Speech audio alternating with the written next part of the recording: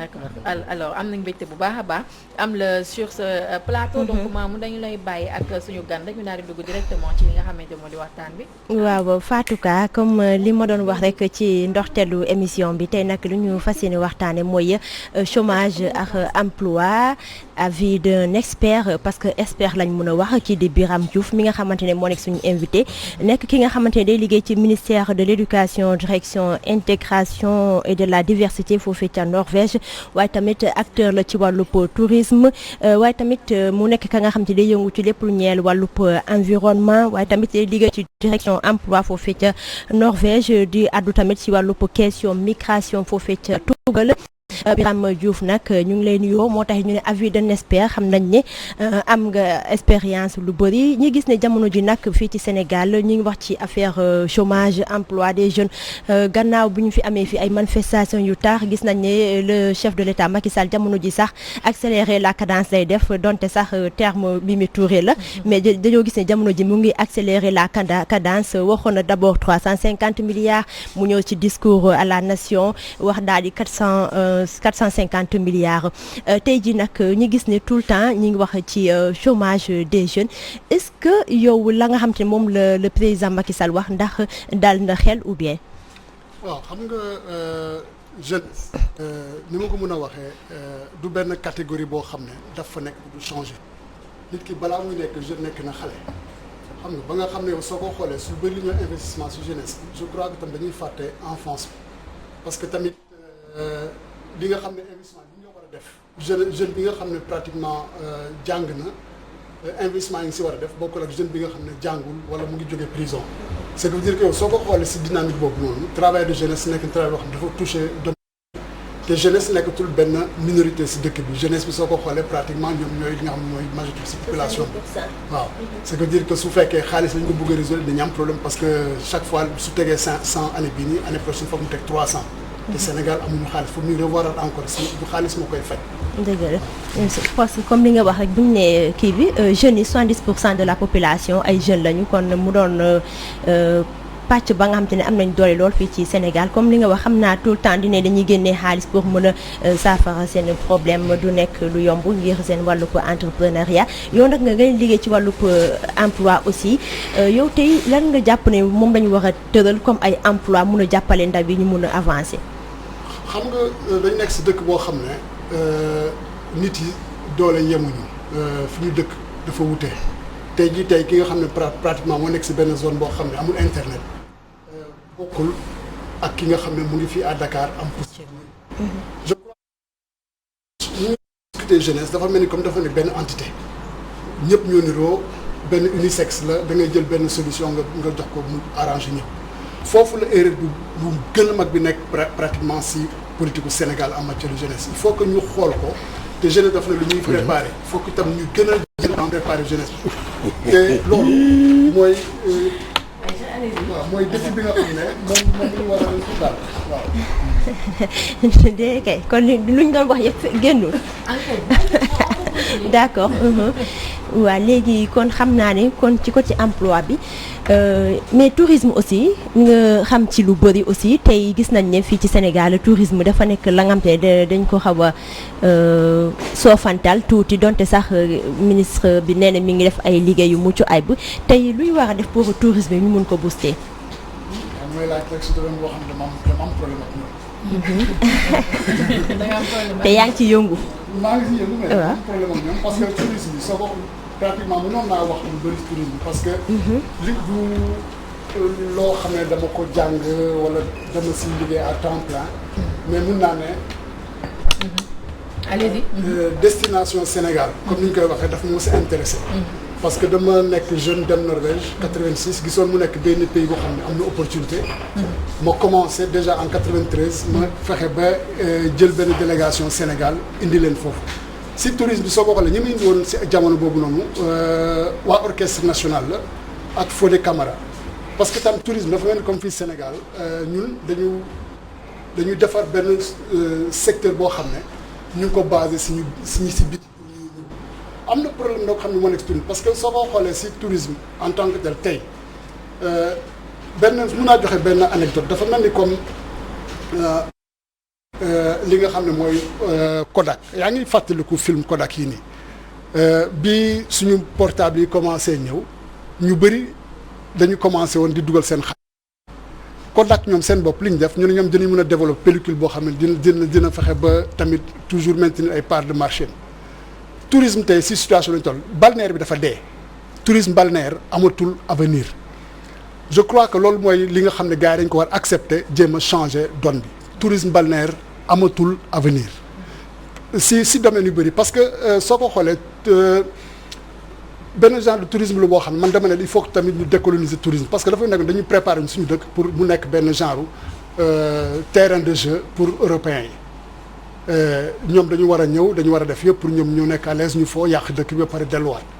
je crois que ñun conception bi suñ ko amee dañu am problème bi ñu am tey beneen bi mooy ne soo ko xoolee si promotion tourisme tey ñu ngi si jamonoy Photoshop amul benn possibilité pour que Sénégal ñuy war a continuer dem si foire yi di wane ay photos yu que destination Sénégal yi nit yi léegi ay histoire on raconte des histoires histoire mooy jaay benn destination ce ne sont pas des photos ce ne sont pas des vidéos ce sont des histoires soo ko xoolee si histoire yi ñu war a raconter mun naa ne seen agence boobu noonu raconté benn histoire raconté wuñu benn histoire et puis compétence ba nekku fa et puis li si nekk moo ne j'ai vécu 2 directeurs généraux yëpp problème laa si am fi ma lay wax ni tey je viens plus ou moins d'avoir gain de cause ak ASPT si tribunal de commerce Dakar événement bu ñu def Oslo pour def promotion destination Sénégal ñu jël si dugal suñu xaalis dugal suñu ressources def Sénégal priorité waaye yeneen pays ñu waroon ñëwuñu te tey soo laaj ñëpp dañu ne dañu war a découvrir dañu war a obtenir yeneen part de marché dañu war a dem feneen destination Norvège depuis 93 laa njëkk a yóbbu groupe chaque 2 ans chaque 3 ans dañuy fi indi ay nit kenn nga xamul moom laa bokkaloon liggéey bi ñu def nii c'est un promoteur touristique muy en Casamance kooku noonu ñun soo ko xoolee le réseau là on a créé beaucoup d'emplois on a créé beaucoup de structures en Casamance et dans le littoral formé nañu waaw. bu ñu revenir un peu ci li nga xamante moo di wàllum chômage bi ak emploi yooyu noonu bi nga laalee ci tourisme bi yaa ngi doon wax que ni li nga xamante moo di tourisme balnéaire ça tend à disparaître te loolu bu ñu ko déggee dinañ xaw a am tuuti njaaxare ndax loolu bu disparaître tey jii ni am na chômage dina gën a yokku ndax am na yenn liggéey yoo xamante ne kon ñoom itam dañuy daal di nax saay. waaw loolu day am koy mooy comme ni ma wax rek Kodak ñoom gëmuñu woon ne war nañ mën a bàyyi développer pellicule pour dugg si digital bi. gis nga dafa nekk dëkk bu nekk da ngay toll si benn processus boo xam ne quelquefois foog mu am rupture. rupture dafay baax xam nga tourisme bi nii mën nañ def lu leen kenn xamul mais du dem tourisme balnéaire bi jeexal na am na lu si bëri lu si joué. parce que tamit tubaab bi seen bopp ñoom la ñuy xaar dootuñu ay dof. ñenn ñi bëgguñ ñëw kenn ñu leen di berner si affaire yu kenn xamul. soo demee tey si hôtel yi fa nekkoon li ñu lay présenté li nga xam mooy programme culturel bi. du reflecté wul benn culture Sénégal ay genre balel yu kenn xamul nga dem jënd masque du masque bi amul du benn ethnie ce qui veut dire que dañu defaroon benn produit boo xam ne pour ay ngaaka la ngaaka yooyu noonu yeewu nañ ñëwatuñu plage yi salté nañ il faut que ñu xool leneen il faut que ñun ñu audacieux jéem a développer yeneen produit yu bees loolu ñu am nañ ko te li si nekk moo ne comme naa si histoire yi ñuy raconté yow est-ce que xam nga ne le plus petit parc national au monde mu ngi fii Sénégal muy Madeleine bi île Madeleine ñëpp dañ koy tiim kooku noonu tu pourrais développer raconter des histoires indi nit ki pour ñëw xool ko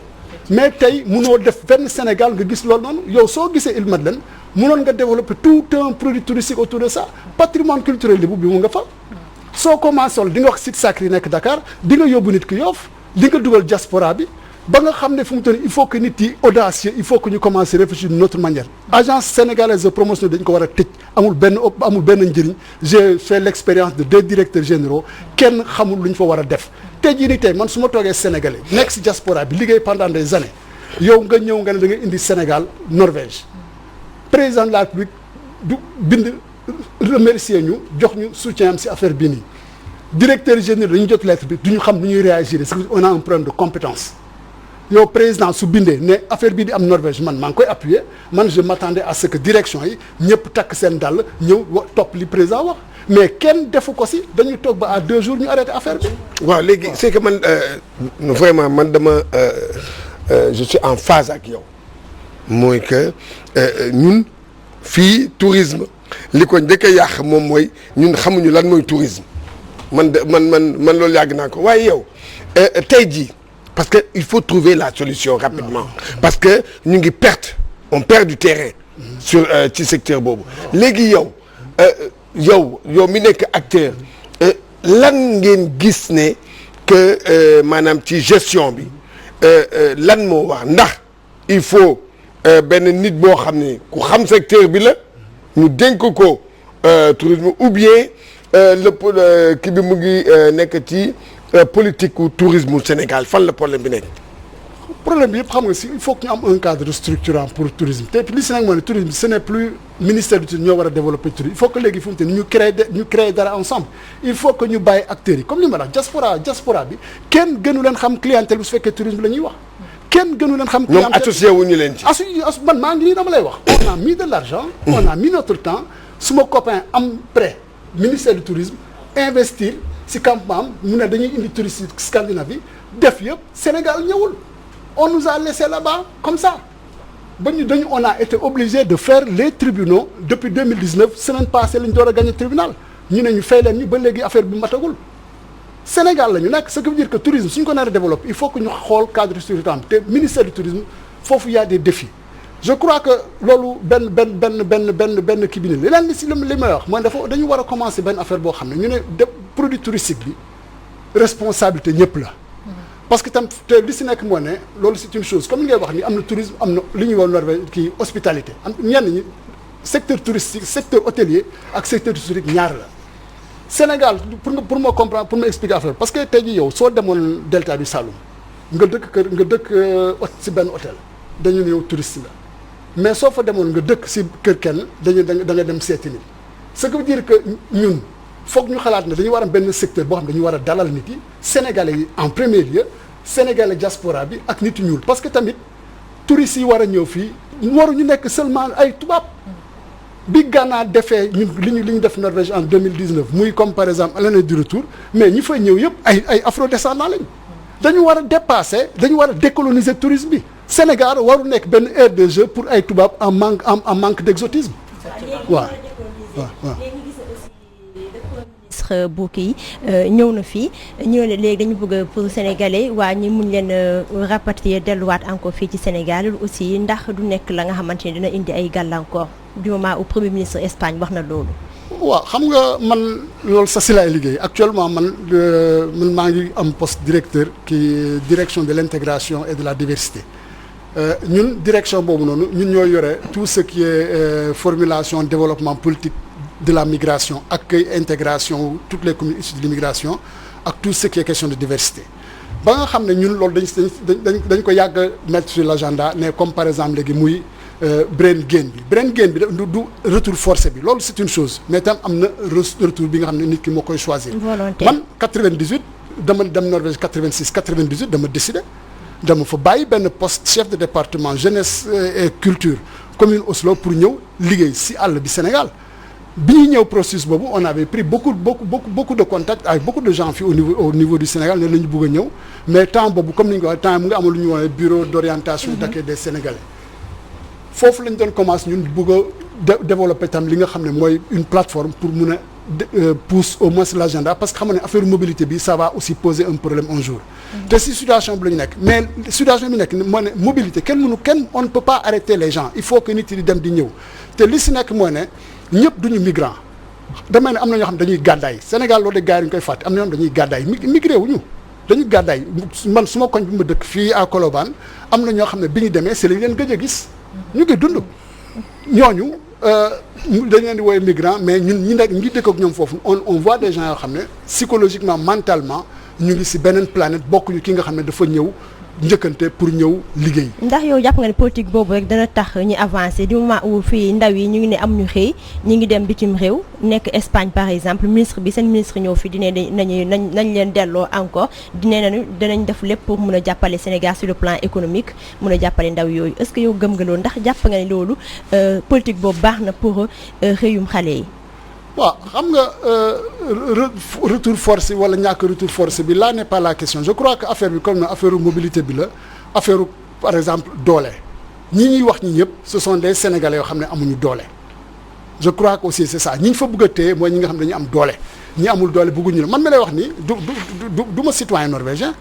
du ma citoyen norvégien Sénégal foofu laa depuis 86 mais j'ai pas opté pour la nationalité mais terewul am naa fi liggéey am na ñoo xam ne ñu ngi foofu noonu ils ont les moyens dinañ toog am na amuñu moyens duñu toog c'est une question de classe c'est une question de statut social li ñuy def nii c'est que à travers le monde pauvres yi seen bopp si domaine boo dem dañ leen di pousse muy Sénégal muy feneen lii c'est malheureux. question de statut social boobu sax nga wax ci lay rebondir parce que man je me dis que lii yëpp ay ballon de sonde la rek ay ministre Espagne ñëw fii di wax ne que leen indi si waat pour que ngeen liggéey en fait dafay yegg rek ci lancé bi nga xam ne lañ njiitu Macky Sall yëkkati woon na ko comme quoi que dina fexe ba joxe jeunes yëpp ay liggéey man mënuma comprendre ci loo xam ne nii réussir ko 9 ans nga bu ko réussir en 3 ans bëgg ko def mode fast track mooy benn di nga ko def liggéey bu bon liggéey bu yàqam te liggéey bu amul résultat parce que doo am temps bi ndax ñëpp xam ne nekk tey ji buñ duggee ci 2022 dina nekk année électorale ndax ñu ngi nii bëgg a fixer local yi ci année 22 année 2023 day leen ne ak année de campagne électorale la parce que dañuy jéem a briguer soit xool ni ñuy lijjante seen 3e mandat wala ñu xool benn dauphin bu ñu fa teg donc duñu am temps wu sénégalais il faudrait dire à la vérité aux jeunes ne leen que temps amut mais li ñu war a mën a def moom mooy man kañ laa doon gëm njiitu réew Macky Sall ne que dina lijjanti le problème de l'emploi au Sénégal mooy bu defoon benn sondage wala def benn étude approfondie daal di woo ay socio-anthropologue ñu daal di dugg ci biir askan wi questionner jeunes yi lan ngeen bëgg def jeune bu nekk secteur bu nekk tourisme nga ne jeunes yi lan lañ bëgg a def santé nga ne jeunes yi lan lañ bëgg a def éducation nga ne jeunes yi lan lañ bëgg a def secteur bu nekk nga xam say jeunesse sa jeunesse yow lan la bëgg sa jeunesse si li mu bëgg ci nga ko mën a fekk si munoo toog benn émeute am 11 personnes décédées ñu ñaan yàlla bañ a répété wu wala benn alerte bi xale yi defoon muy Barça bi nga xam ne ça refait surface après nga taxaw def sa discours 13 minutes comme quoi que dañuy relancer waat li nga xam ne ni moom moo di emploi bi man je me dis que naxee mbaay la donc jeunes yi tamit dinañ sonnaat trop encore leen tël-tëlwaat encore mais dina nekkaat encore loo xamante nii jëlaat ay milliards joxaat ko ay agence yi nga xam ne teg nañ leen fi lan mooy résultat bi zéro résultat dañ lay ñëw di la rey ay chiffres yoo xam ne ba tey gisoo ko bu ñu créé kenn emploi kooku ñu créé emploi il est incapable de créer d'autres emplois donc day nekkaat encore benn répétition bu nga xamante ni éternel xam nga lan mooy problème bi mooy d'accord naa li nga wax noonu la waaye balaa booba dégg nga mooy xam nga lan la na moom na auditer ñi mu joxoon koppar ci wàllu jeunesse bi na auditer ba pare auditer secteur bu nekk bi nga xam ne dugal na ci xaalis pour emploi secteur bu nekk ak ñu joxoon xaalis doo dégg na ma la na gis nga il faut que parce que xam nga audit bi du question rek pour xam xaalis bi rek pour xam diw ndax mën nañ ko dénkaat koppar surtout ça pour moom mu ñëwaat liggéey c'est ça la nit ki la ñuy auditer